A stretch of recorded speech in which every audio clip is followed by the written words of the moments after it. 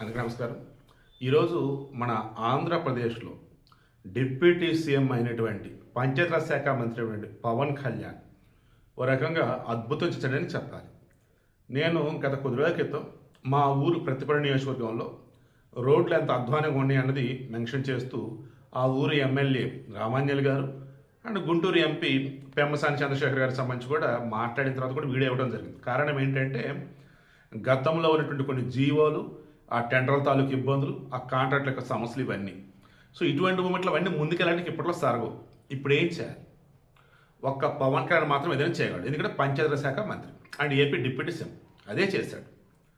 నేను మీరు గమనించినట్లయితే ఆర్థిక మంత్రి పయ్యావుల కేశ్, రెవెన్యూ మంత్రి అనగా సత్యప్రసాద్, హోంమంత్రి వంగలపూడి అనిత, ఇలా చెప్పుకుంటూ పోతే ఆల్మోస్ట్ అందరూ కూడా పవన్ కళ్యాణ్ కలిసి థ్యాంక్స్ చెప్పారు. కారణం ఏపీలో ఉన్నటువంటి 150 నియోజకవర్గాల్లోని 1300 రోడ్లని, అప్రాక్సిమేట్గా 1299 రోడ్లు అండ్ 4007 కిలోమీటర్లు దాదాపు ఇప్పుడు కొత్త రోడ్లు అయిపోతున్నారు.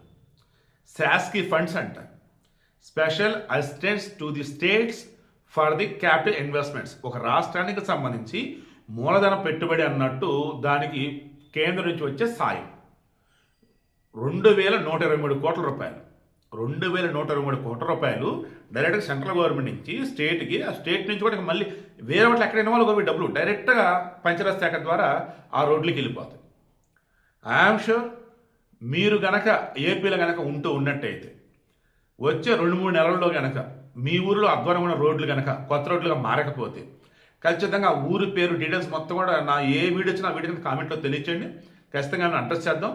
ఏపీలోని రోడ్లు మొత్తం బాగుపడేలా చేద్దాం.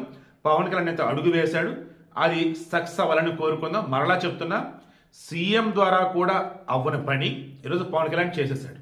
బికాస్ ఆయనకి కేంద్రంలో పెద్దలతో ఉన్నటువంటి చొరవ కావచ్చు, ఆయనకి ఆయన మంత్రిత్వ శాఖ మీద ఉన్నటువంటి ప్రేమ కావచ్చు, ఓవరాల్గా ఏపీ డెవలప్ అవ్వాలనేది ఆయన సంకల్పం కాబట్టి